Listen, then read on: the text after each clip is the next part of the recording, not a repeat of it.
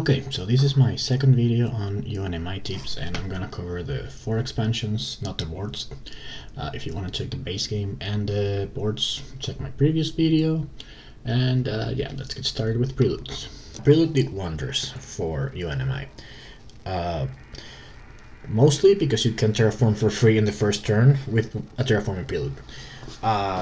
It also helps a lot with that engine building that you need in the first generations, which is when UNMI usually struggles. They're forced to play very inefficient cards in order to be able to get their bonus as much as possible. So yeah, the first few generations are really hard. Alright, so let's talk about what you're looking for in Preludes. Usually you're going to want one Terraforming Prelude, not two, just one. The second one will not help you.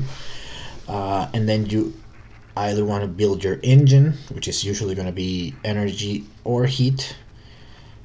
And if you don't have that, then a cash Prelude, something that gives you lots of cash that you can use to play cards to build your engine. So let's start with the let's say unplayable Preludes, and a lot of these are just unplayable for anyone, but some aren't. So Eye Research Outpost, you don't want Titanium. Same goes for Galilean Mining and Orbital Construction Yard. So I mean, Orbital Construction Yard does have 4 Titanium, but it's not enough cash. It's 12 cash on a card that's usually going to be expensive if you play at a space event. It's what's going to help you. So yeah, I would say unplayable, but it is the better one of these 3 for you. And then Society Support, usual crap. Self-sufficient settlement, nothing to use there. Mining Operations, you don't really want steel. And the really good one here, Research Network. I love this Prelude, but the tag, the 1 income, and the 3 random cards are, might be really good, but might be nothing. So yeah, don't go for it. This is more for a corporation that can do a lot of things. And so this is great for that type of corporation. For UNMI, it's garbage. Okay. So let's move on to the plant production ones. Now, if you get 2 of these, then you can, and some plant cards, you can try, or Articalgate, you can try for a plant engine. Otherwise, don't pick plant production or something. Maybe the exception, Ecology Experts into kelp farming. Yeah, do that if you can. That'll be a free terraforming every other generation. Even then, I'd rather do heat, even though plants are obviously better, and I'm not no lover of heat. I have a video about how it sucks. But yeah, you really want like security, and heat can't get blown up by asteroids. Plant can, and just it just ruins your plan. And UNMI is a corporation that is not flexible. You have to plan, so no. And then yeah, Biolab. The random cards, I never like them. Dome farming, it builds your engine, it has 2 good tags, but the 1 plant production not enough. Biofuels, it feels is worse than dome farming in almost every way. It gives you 2 direct plants, but you're not going to use them. Eldest Element, probably the most useless one that you don't care about that city. And then Biosphere Support. Yeah, this is probably the better one for UNMI, because it gives you 2 plant production, so maybe something like design microorganisms, you get to 4, but still, plants, try to stay away from it. Only like if you draw decent Aphrodite and you don't have a Preludes, okay, maybe that's the way. Now into the probably nuts, and these are Preludes that are solid or decent, but don't go with your strategy. But if there's nothing better, you keep it. So Metals Company and Business Empire, these are 2 great Preludes that just don't go with you. And then Martian Industries is not a great Prelude, but it does give you 1 energy, which you may use, 1 steel, which it's not gonna it's not putting too much into steel, and the 6 cash is actually really good. So I've said direct cash is really good. 6 is not a lot, but it's something. So Martian Industries, not as bad as the first one I mentioned, and the other 2 great, just not going with your strategy. Now let's talk about the cash Preludes, and 1 exception that I have. Okay, so first off, loan, usually really terrible, but you might need it with UNMI. So and you don't care, like the income hit is not that bad, because you're usually gonna get that back in the first generation anyway. Donation, obviously better, probably the best one in this group.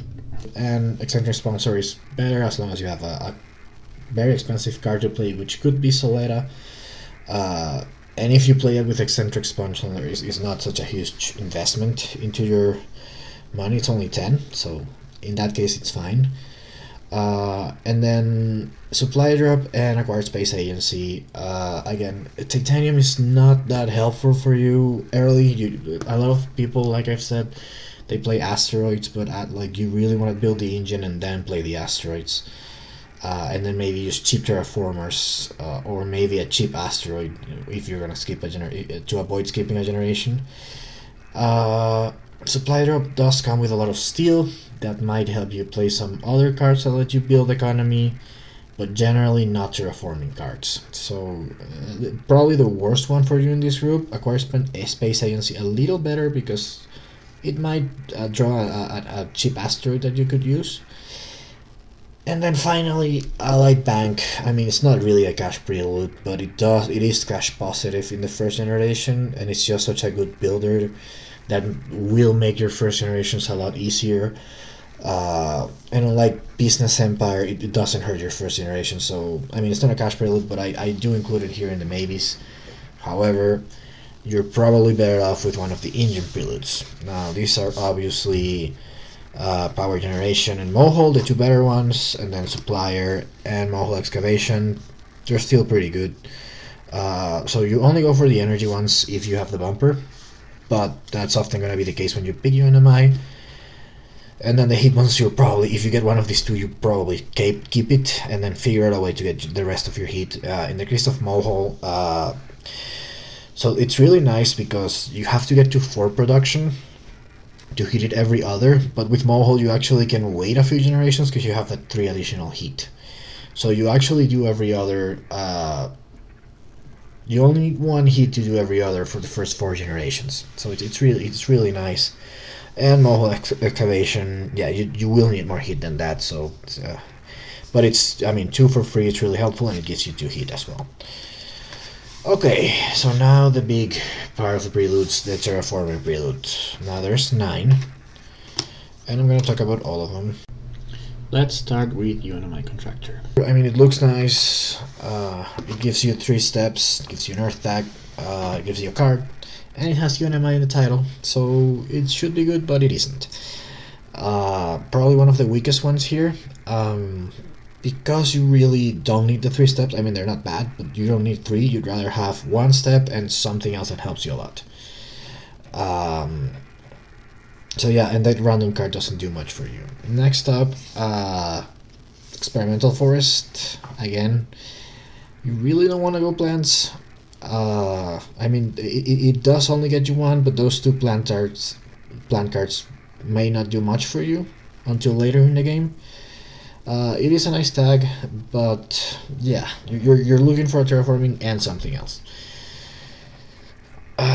Which brings me to my next one, Nitrogen Shipment. So this one does do something else, it's just a bit weak overall, and the plant production might not be useful, but the 5 cash is nice. That can really help with UNMI. It's just, this is an overall weak prelude that is actually much better with UNMI. One of the few corporations I played with, because all of these 9 preludes, if you get one, you keep it. And then you worry about the other prelude. And the other one that I'm not a huge fan of is Huge Asteroid. So Huge Asteroid is actually, it's a great prelude. When I say I'm not a huge fan of is I just like the other ones in here better for UNMI. It does give you a hit production, certainly, unless someone before you plays Demos down with eccentric sponsors, the only way you don't get it. But yeah, the -5 actually hurts you, and the 2 extra steps, well, I mean, it's nice income, but not that much. So one of the best preludes in the game, but not the best terraformer prelude for UNMI. Then Great Aquifer, a little better, I would say. It doesn't give you the heat production, it will give you 2 cash, plus you might pick up a couple of things. If you're going plants, it's even better, but again, try not to. But yeah, still a great prelude, just let's get into the 4 better ones for UNMI. On number 4, I would say Smelting Plant. The 5 steel can actually help you play something like Moho or some heat producers. So that one's actually really nice. I normally don't like Smelting Plant that much, but I mean, it's 10 cash towards a heat builder, so that's really good. And then Aquifer Turbines. Aquifer Turbines, yeah, these can help you work towards a bumper. And the ocean actually works well with water splitting plant. The -3 cash does hurt a bit. And then the 2 best preludes for you are definitely Metal Rich Asteroid and Polar Industries.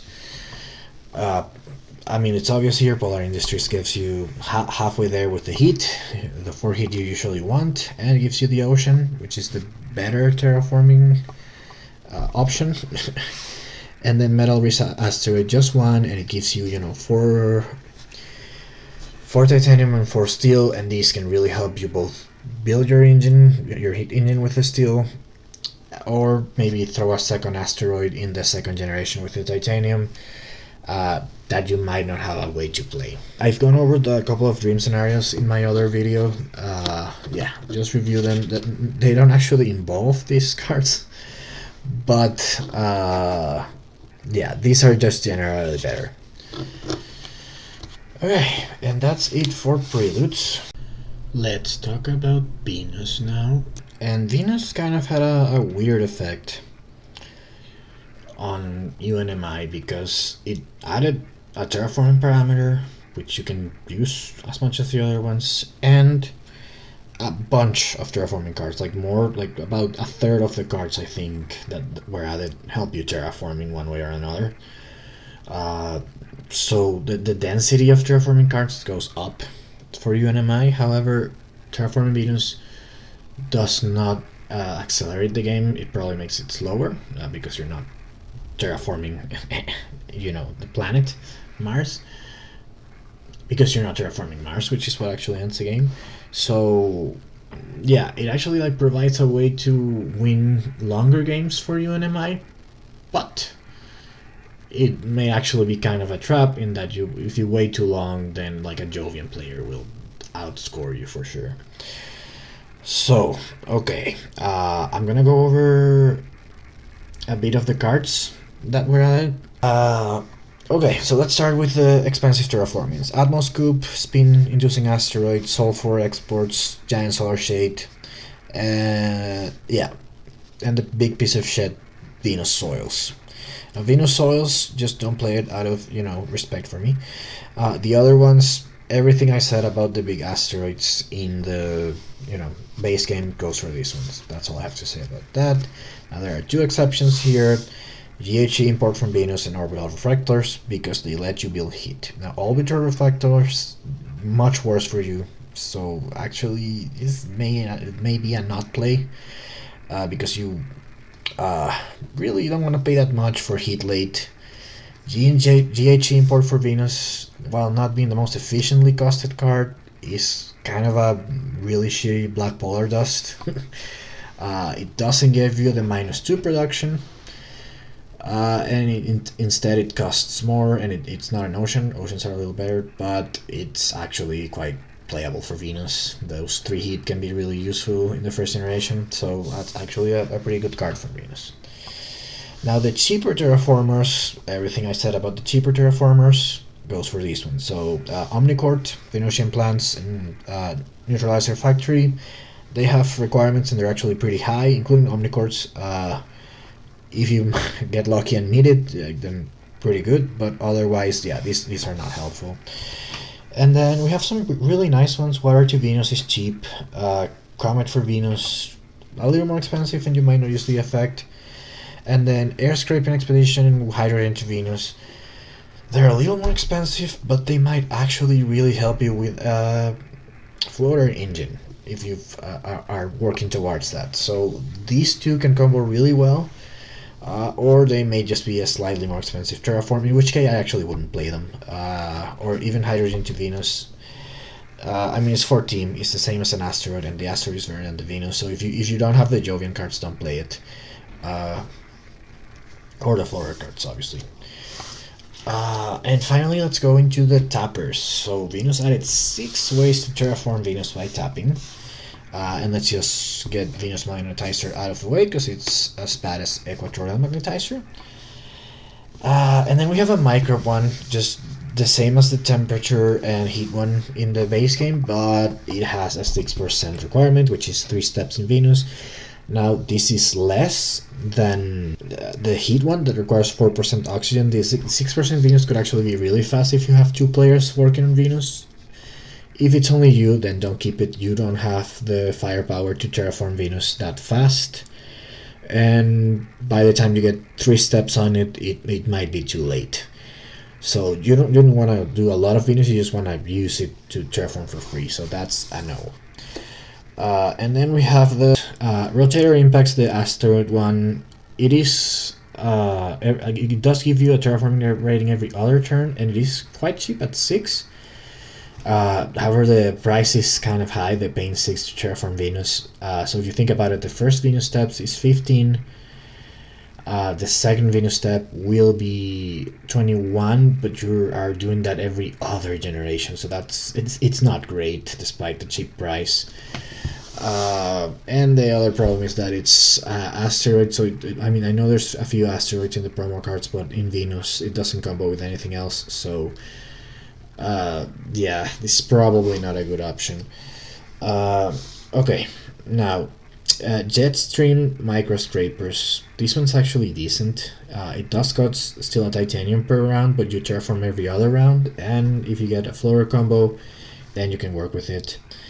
And then force precipitation, it costs 1 less to activate the ability every turn, and you don't need the titanium production, which is good. You can just pay with cash, which is much easier. Because also, I mean, being forced to get titanium production early for UNMI, plus getting this card down can be really hard. So, and I prefer force precipitation. The problem is that one only gets you every 3rd generation, so it's okay, it's not great. However, the best one I think is extractor balloons. It is quite expensive, but it does let you terraform the 1st generation when you get there, and then putting them on is free. So really, if you can combo this with another Venus card that puts microbes on cards, you might get like 2 or 3 steps without having to worry about anything else. So yeah, I think this is the better one, but yeah, still not better than an energy bumper. If you get something that taps to put microbes, floaters on something, then better, but most of those cards put them on themselves, not on another Venus card. So yeah. Okay. And finally, something really important that I want to mention about Venus is the fact that it adds an award and a milestone that you are in contention for. Now, if you remember when I did boards, yeah, you are mostly in contention for like 1 milestone and 1 award. Even if it's guaranteed, you're really struggling to get the other ones. So it really helps to have Hoverlord and Venufile, which if you're terraforming Venus, you're definitely in contention for. So overall, I think Venus is a good expansion for you. Not the best one, but decent. Now, Colonies, well, it added Colonies. It didn't add a lot of cards that help you or a new terraforming parameter, but if you get one of the Colonies that may go with your strategy, that actually makes life a lot easier for you.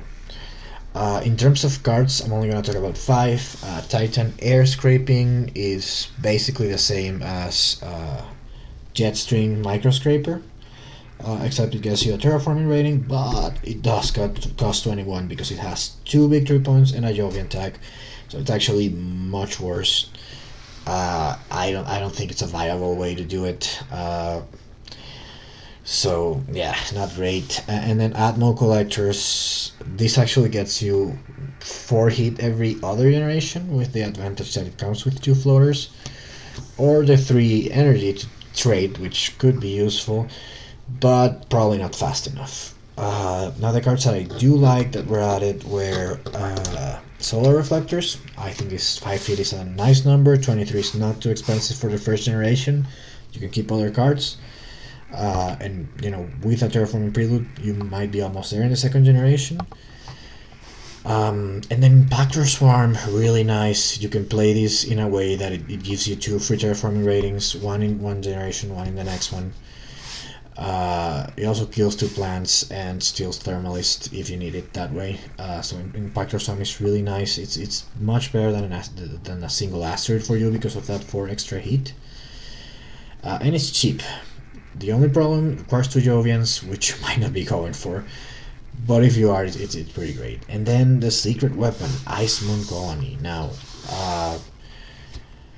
colonies, and this is assuming you get one of the colonies that you want.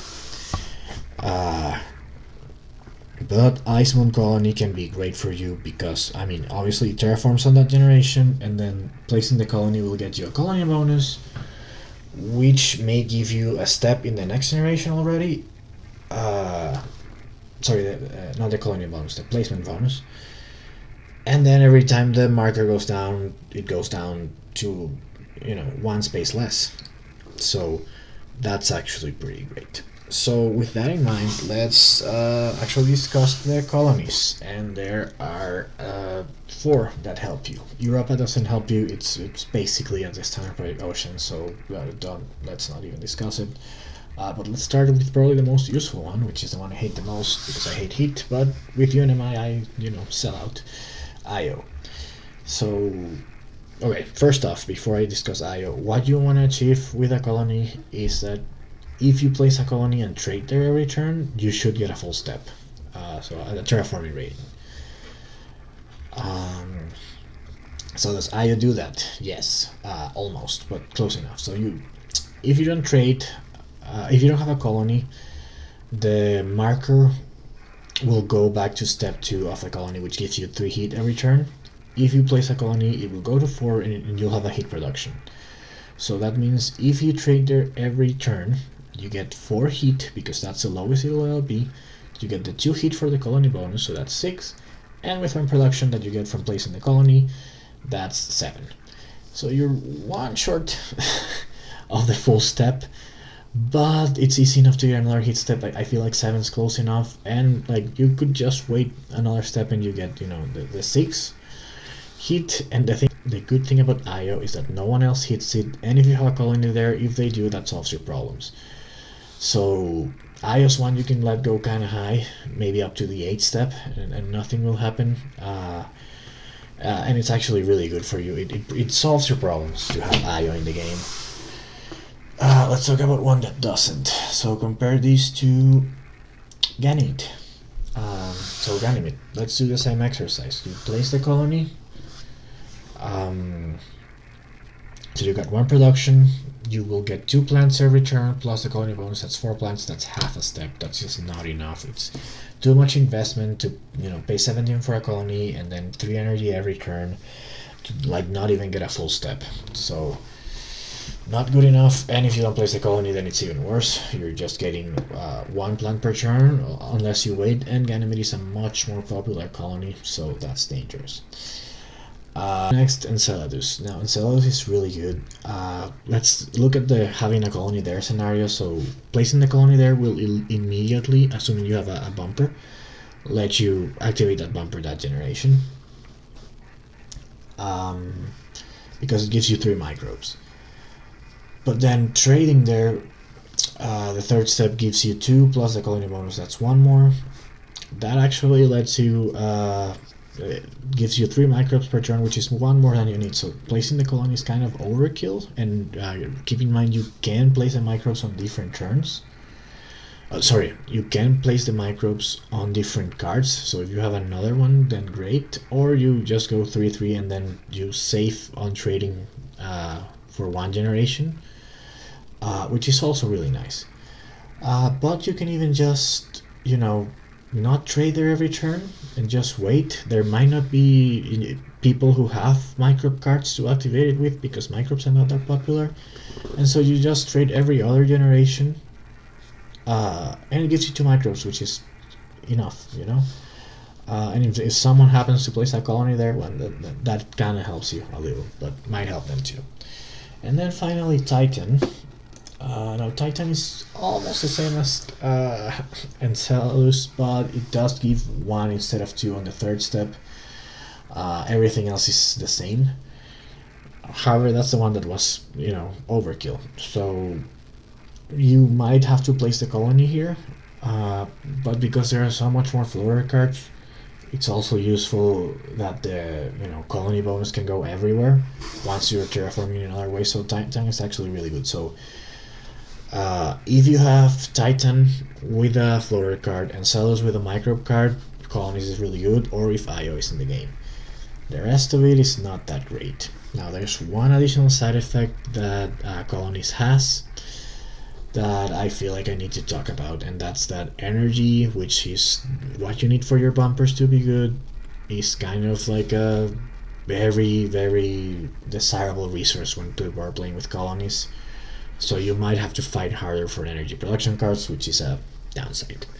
So yeah, Colonies probably not a good addition because it also gives advantages to most players, but there are ways that you can exploit it for benefit for sure. That is unlike what I'm gonna talk about next, which is Turmoil. Turmoil is terrible for you. And just, the main thing that Turmoil adds is the policy tiles. So I'm mostly gonna talk about that and the bonuses. Okay, let's start with the reds. This is the worst one for you. Obviously, you're gonna get hit. Basically, get hit for 3 every time that's in play, which is bad. And every other corporation can go. I'll just wait 1 generation to terraform, except maybe the planned ones that don't wanna, get nuked. But anyone else can wait. If they're in power, you can't. It just hurts you too much.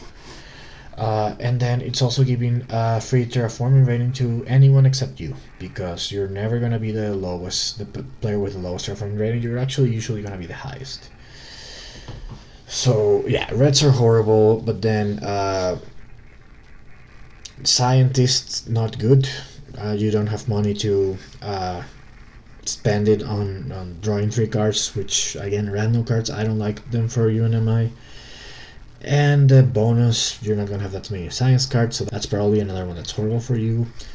Unity, okay, so if you have titanium, that can actually be quite good, but this is not what you need early, so it can be helpful late, but you don't have really a chance to build a titanium engine early and play a bunch of asteroids. I've said this a bunch of time in the video, but that's not how you you want to build a turn-based engine, not just depend on the next asteroid. So Unity can be good. However, the bonus, the 3 tags, you're not maybe going to play a lot of Earth tags, even though you start with 1. Definitely don't have time for Jovian ones. Venus ones could help you. So Unity is okay. And then the greens, not okay. I've said it many times, don't go for plants. Maybe later in the game they might help you, but early in the game they just don't help you that much. And Mars first, again, you won't have a lot of building tags, and you're not going to place a lot of tiles, so it's not hurting you but not helping you. And then finally the Calvinist, the fucking Calvinist, the one that should help you, is that policy is fucking garbage. It just bothers me so much. You will get some help from the bonus because you probably have hit production, but you're never gonna use you might be the one of the corporations that most needs the heat production, and you're never gonna use this stupid fucking policy. No one should. So yeah, that's all I have to say there. So really, the Calvinist bonus is nice. Unity's policy might help. That's all you get from Turmoil. Every other strategy gets way too much more. And then the other thing, that mechanic that Turmoil adds is the events. Now remember, the events happen at the end of the turn, so you don't actually, like, if you happen to be the first player when Aquafire released by Public Council comes up, you can't even use that as your terraforming rating. So events don't really help you much. Generous funding and red influence kind of cancel each other in terms of having a high terraforming rating being good. And then there's volcanic eruption, which gives you heat production, which is kind of nice, but There's not much there in events for you. So really, I wouldn't say they help you. And then finally, the cards, there's a couple of cheap terraformers. So Political Alliance, it does require 2 delegates, which you might not have enough money to have, but sorry, 2 party leaders, not 2 delegates. But you can work around it. You get a free delegate every turn. You might just have to pay 5, and then you pay 9 for basically pay 9 for a card. So that's acceptable for a terraforming rating, and you're getting 2 delegates, right? So not bad at all. And then Vote of No Confidence, same thing. It just requires 1 party leader, and the chairman is neutral. So it's easy enough to get a party leader because you just place your delegate on the empty party. And then neutral chairman, that could be even first generation. So this is really cheap for terraforming, so those cards are actually quite nice. And then there's a couple of really nice heat producers, aerial lances and sponsored mohole.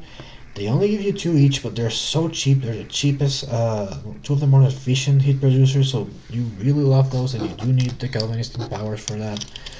And the nice thing is you put them in power, you play them, and then you get the bonus. So you get to, like, aerial lances kind of almost pays for himself. But other than that, PR Office with Unity and Power, it's cheap, and you have an Earth tech, so that one's not bad.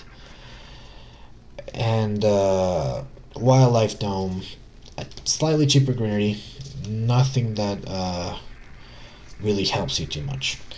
So yeah, you get some useful cards, but just the policies screw you. So this is a horrible expansion from you. Don't play it.